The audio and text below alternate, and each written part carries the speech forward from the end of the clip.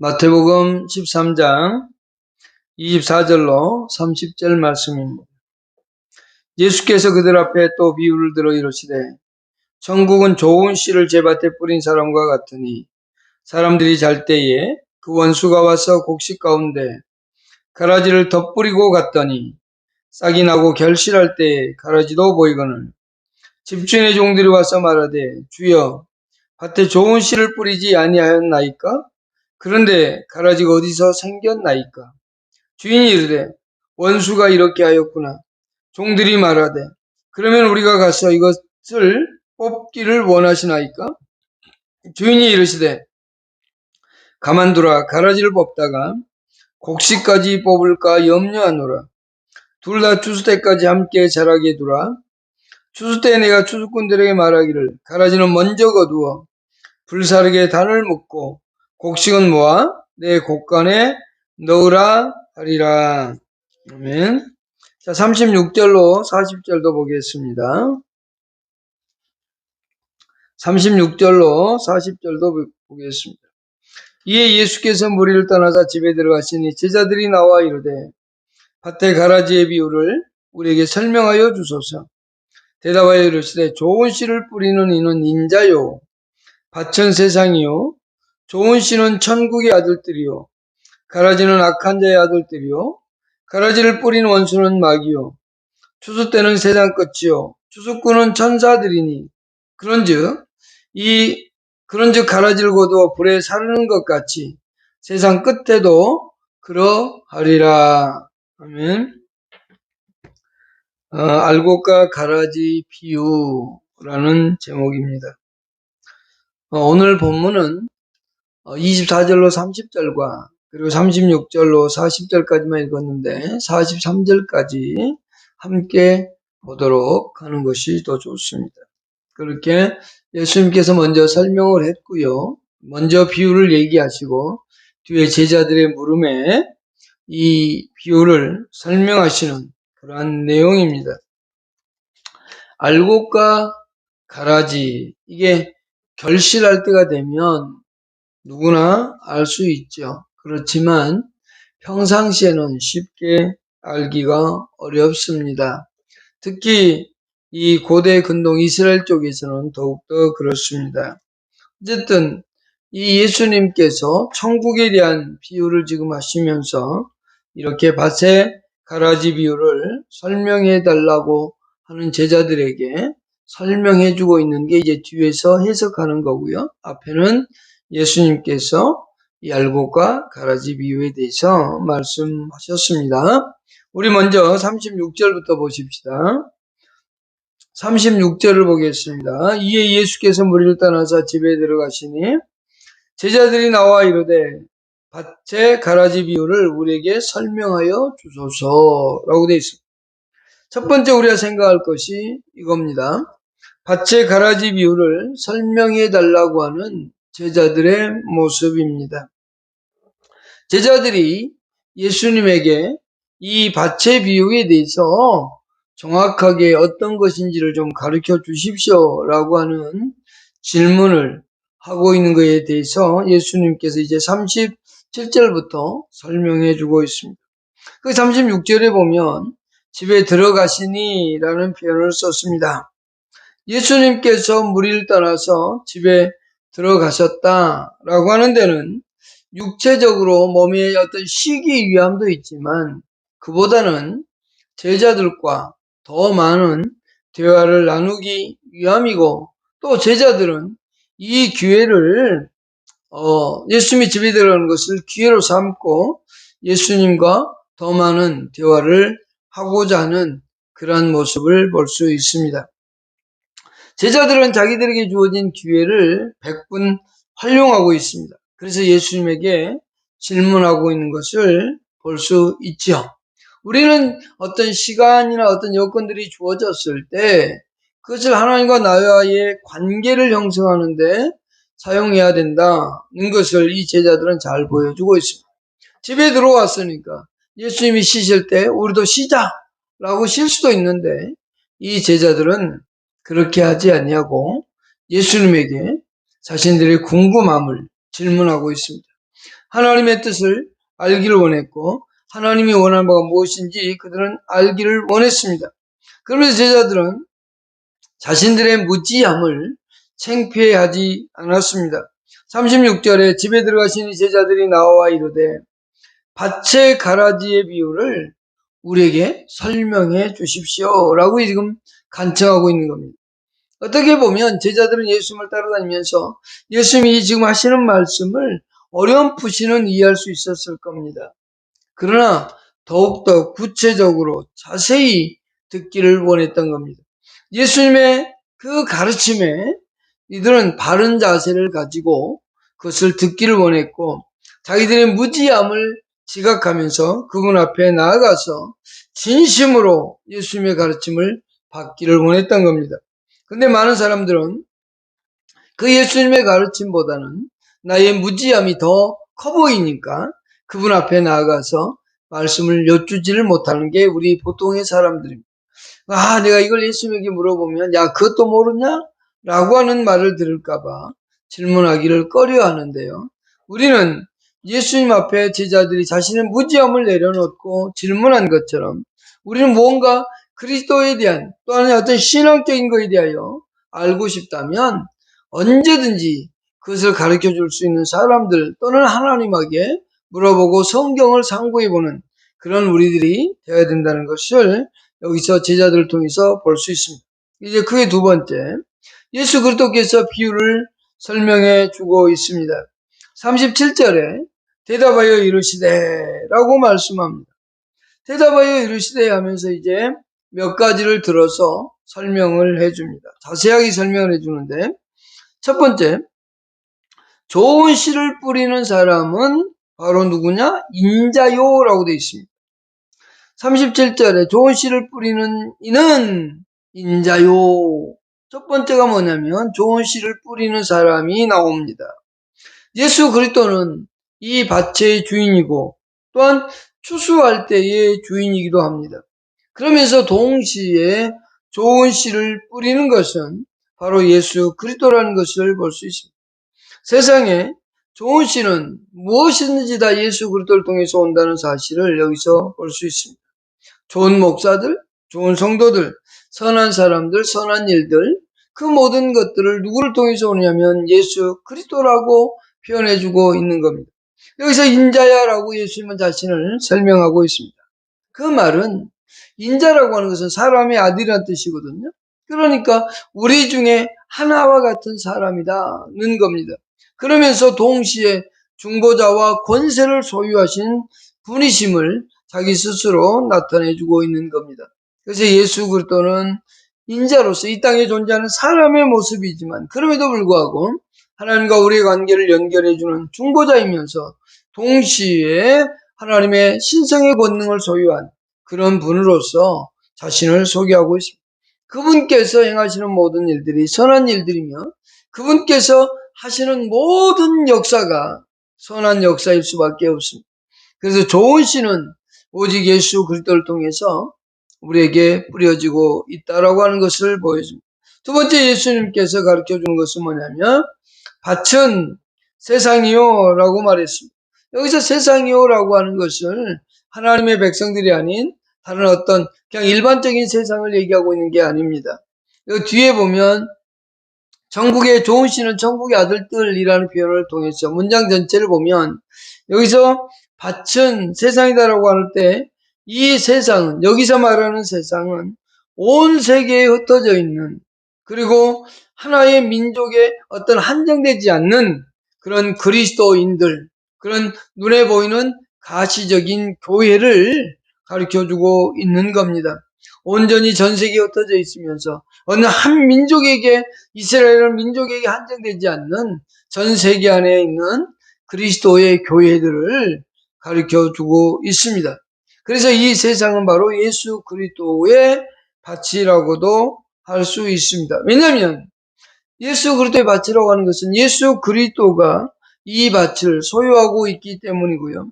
또한 좋은 씨를 골라서 계속적으로 씨를 뿌리는 분이 바로 예수님이기 때문에 더욱더 그렇습니다. 그래서 이 밭은 세상 가운데 계시는 예수 그리스도 교회를 가르쳐주고 있는 겁니다. 그래서 이 교회를 통해서 하나님이 씨를 뿌리고 있다. 교회 안에 씨를 뿌리고 있다. 라고 하는 것을 보여주고 있습니다. 세 번째, 좋은 씨는 천국의 아들띠로라고 되어 있습니다. 38절에요. 천국의 아들들, 좋은 씨는 천국의 아들들, 다른 표현으로 하면 그 나라의 아들들이라고 얘기합니다. 그 말은 무슨 말이냐면 참된 성도들을 가르쳐주고 있습니다. 가짜가 아닌 진짜 그리스도인들을 설명해주고 있다는 겁니다. 여기서 알곡과 가라지 비유는 교회 안에 있는 성도들이 가짜와 진짜가 존재함에 대하여 설명해주고 있습니다. 그러나 여기에 좋은 씨라고 하는 것은 참된 성도들, 참된 그리스도인들을 가르쳐주고 있습니다. 진정한 참된 그리스도의 아들들이라고 하는 표현은 진정한 이스라엘로서 하나님과 예수 그리스도 안에서 하나님과 연합되어 있는 자들, 예수 그리스도를 믿는 믿음과 순종을 통해서 그리스도와 연합되어 있는 사람들을 가르쳐주고 있는 겁니다. 그러니까 성도는 예수 그리스도와 언제나 한 몸이 되어 있다는 사실을 잊어서는 안 됩니다. 바로 그 좋은 씨가 바로 누구냐? 성도들이고 하나님의 아들들이다는 겁니다. 그래서 이 씨는 밭에 있어서의 핵심입니다. 만일에 밭에 씨를 뿌리지 않는다면 그 밭은 아무 쓸모가 없는 겁니다.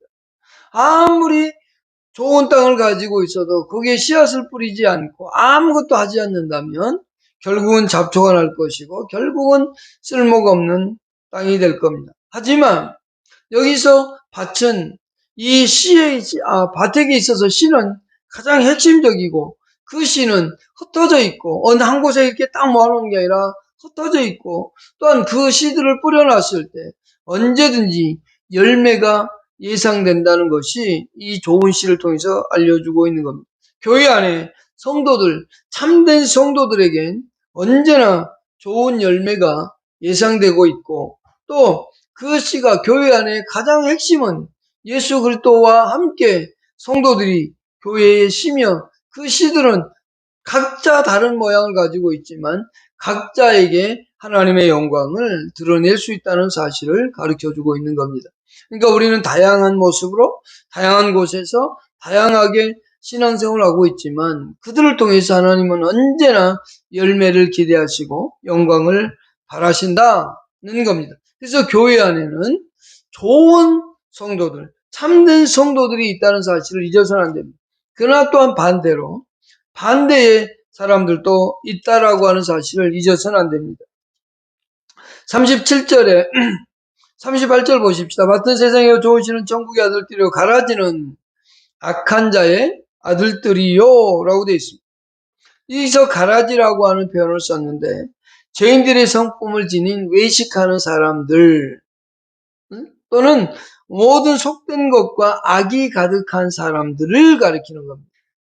그러니까 신앙생활을 하는 것처럼 교회는 열심히 나오는데 진정 예수를 믿지 않는 종교적 행위를 하고 있는 사람들 그리고 어떤 하나님의 영광을 추구하는 것이 아니라 자신의 욕망과 욕구를 추구하는 사람들 그러면서 동시에 겉으로는 화려해 보이지만 악이 가득한 사람들 이 사람들을 가리켜서 가라지라고 얘기하고 있습니다.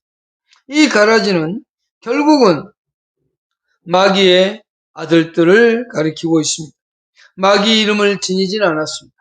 그들은 성도라는 이름을 지니고 있지만 그러나 마귀라고 하는 쟤는 마귀의 자식이야라는 그런 표현은 없지만 그러나 그들 속에는 마귀가 추구하고 있는 정욕을 행하고 있고 또한 마귀가 그들을 다스리면서 그들 속에서 역사하고 있음을 보게 되죠. 그래서 하나 되기보다는 분열을 일으키고 또한 교회에서 섬김보다는 높아지려고 하고 자신의 어떤 욕구와 욕망을 채우기 위해서 신앙생활 하는 사람들을 얘기합니다.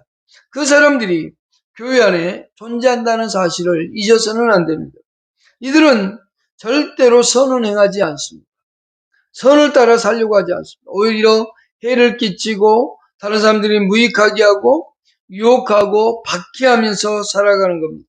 특히 성도들에게 상처를 입히며 살아가는 사람들, 그들을 가리켜서 가라지라는 표현을 예수님께서 쓰고 있습니다.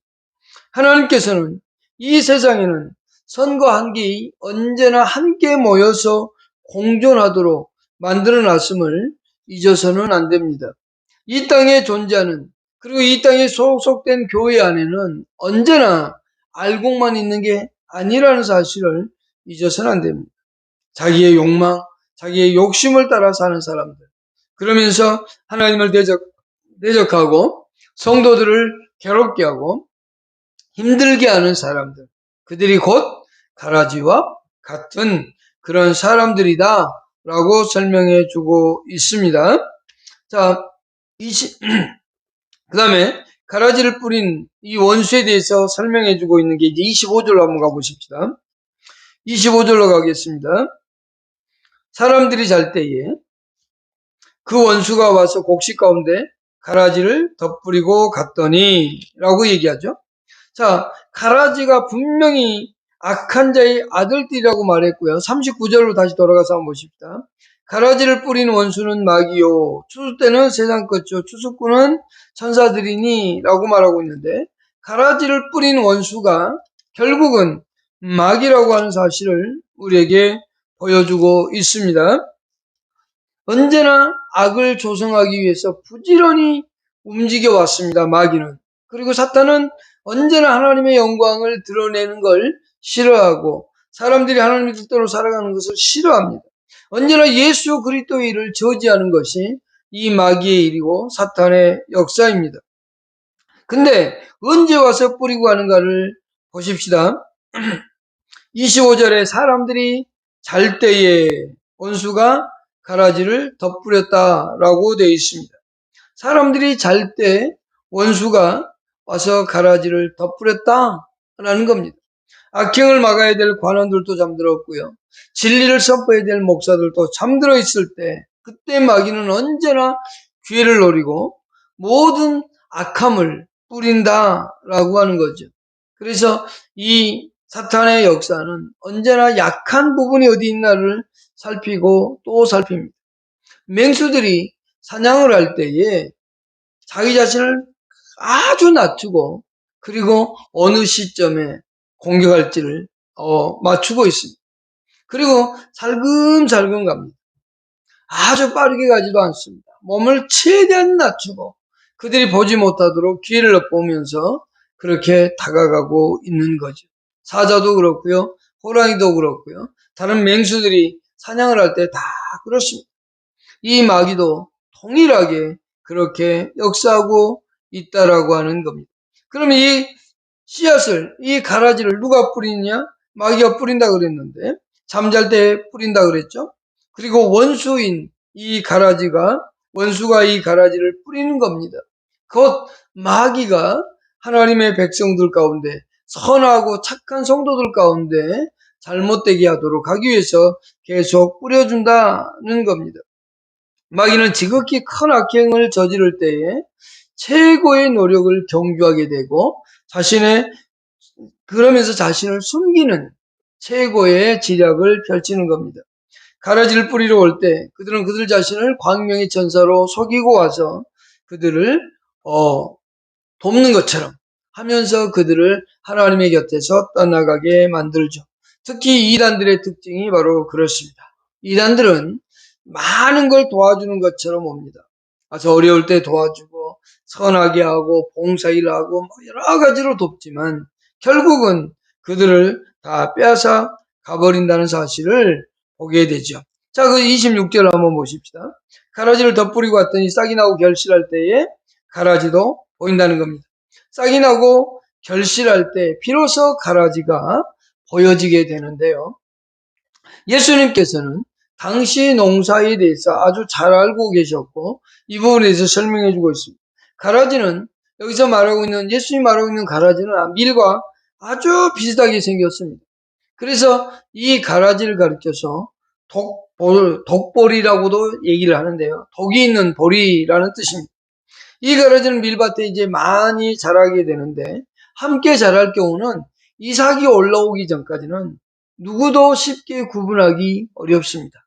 그래서 이 밀과 함께 이 가라지가 자랄 때 그 이삭이 펴기 전까지는 쉽게 사람들이 발견할 수가 없습니다. 또한 뿌리가 이삭보다 더 깊이 들어가고 또 밀 이삭과 함께 엮여져 있기 때문에 이것을 뽑을 때는 같이 뽑힐 확률도 있다는 겁니다.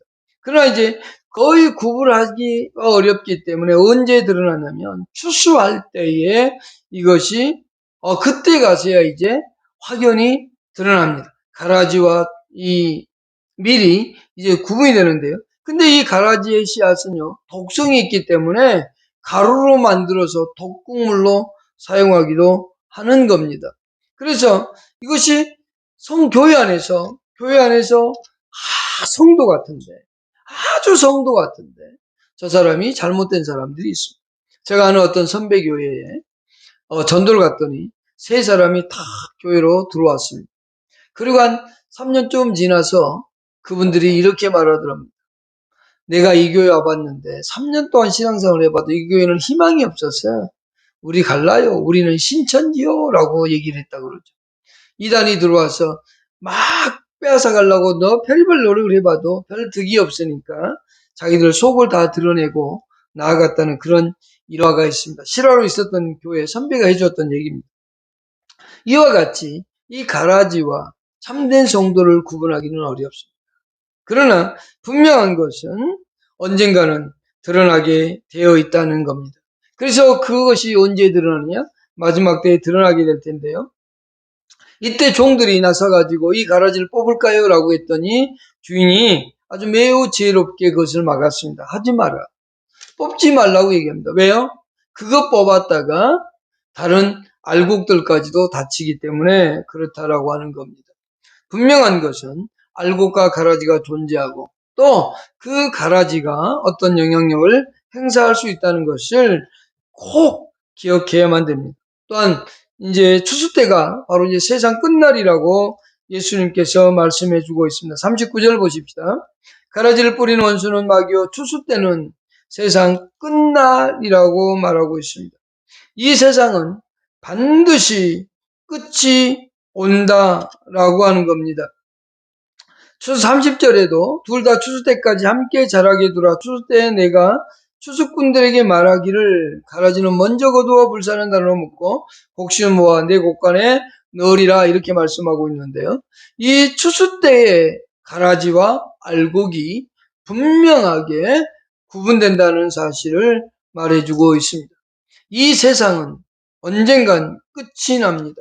그 끝은 우리는 알지 못합니다. 오직 하나님만 합니다. 또한 우리의 인생도 이 세상이 끝나기 전일지 후일지는 모르지만 우리의 인생에도 끝은 온다는 사실입니다. 저와 여러분들에게 죽음이라는 것이 이 세상에서의 마지막을 하직하게 할 겁니다. 분명한 건 끝이 오고 그 끝난 후에는 반드시 내가 진짜 그리스도인지 아닌지 드러나게 되어진다는 사실입니다. 이 세상 안에서 반드시 분리되는 날이 오게 된다는 겁니다. 그때가 언제냐? 예수 그리스도가 이 땅에 다시 오시는 그 날이 될 겁니다. 그게 바로 세상 끝나는 날이요 세상 끝이 반드시 존재한다는 겁니다. 그때 추수꾼들로 쓰임받는 사람들이 누구냐면 바로 천사들이라는 사실입니다. 천사들을 통해서 하나님은 의로운 그리고 승인과 정죄의 선고를 한꺼번에 행하실 겁니다. 천사들이 정의의 사역자들로 분명히 동원될 것이라고 오늘 예수님은 말씀하고 있습니다. 천사들은 기술적이며 강하고 민첩하고 또한 순종하는 그리스도의 종들이기 때문에 그렇습니다.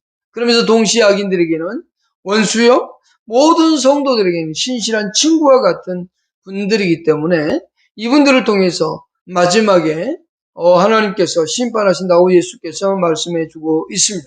그럴 때 결과적으로 결론은 뭐냐면 이 가라지들은 지옥불에 던져지게 될 것이고 참된 성도들은 추수날에 하나님의 곡식으로 거둬들여서 하나님의 영광 가운데서 빛난 인생을 펼쳐지게 될 거라고 하는 것이 오늘 성경적 교훈입니다. 41절과 42절을 한번 보십시다. 인자가 그 천사들을 보내니 그들이 그 나라에서 모든 넘어지게 하는 것과 또 불법을 행하는 자들을 거두어내어 풀무불에 던져 넣으리니 거기서 울며 이를 갈게 될 것이다 라고 얘기합니다. 30절에도 추수꾼들에게 말하기를 가라지들은 먼저 거두어 불사르게 단으로 묶고 곡식은 모아 내 곳간에 들이라. 여기 가라지들은 단으로 묶여질 것이고 마지막 풀무불에 던져지는 인생이 바로 가라지의 인생인 겁니다. 그러나 반대로 천국에서 추수날에 하나님의 곡식들은 거둬들인다는 거예요. 하나님의 뜻입니다. 43절에 그때 의인들은 자기 아버지 나라에서 해와 같이 빛나리라. 귀 있는 자는 들으라고 말씀합니다. 이 땅에서 참된 성도인가 아닌가 우리는 살펴야 됩니다. 내가 진정으로 예수 그리스도를 믿고 살아가는가, 예수 그리스도에 믿는 그 신앙의 고백을 가지고 있는가를 살펴야 됩니다. 예수 그리스도는 이 땅에 계속적인 좋은 씨를 뿌리고 있는 겁니다. 좋은 씨를 뿌려서 만들어가고 있는데, 그러나 원수는 늘 잠잘 때 우리에게 가라지를 덧뿌린다는 사실입니다. 늘 사탄은 우리를 유혹하려고 하고 우리를 미혹해서 하나님에게 절단하도록 하는 것이 사탄의 역사입니다. 오늘 우리 그리스도인들은 이 알곡과 가라지 비유를 통해서 배워야 되는 것은, 잠잘 때 원수가 가라지의 씨앗을 뿌린다고 얘기했습니다. 우리는 잠들지 않는 깨어있는 그리스도인들이요 참된 예수 그리스도를 믿는 믿음의 사람들이 되기를 바랍니다. 믿음을 가지고 있다고 하면서 예수 그리스도를 잘못된 믿음을 가지고 믿는 사람들이 있는데, 예수 그리스도를 믿는 여러분 될 수 있기를 바랍니다. 예수 그리스도는 하나님의 아들이시며 동시에 하나님이셨음을, 그리고 우리의 죄를 위해 십자가에 짊어지시고 죽음에서 부활한 예수 그리스도시며 지금은 하나님 보좌 우편에 앉아 계시며 우리를 위해 중보하시다가 다시 오실 그분임을 잊지 않고 마음속에 영접하고 믿는 여러분 될 수 있기를 바랍니다. 기도하겠습니다. 하나님 고맙습니다.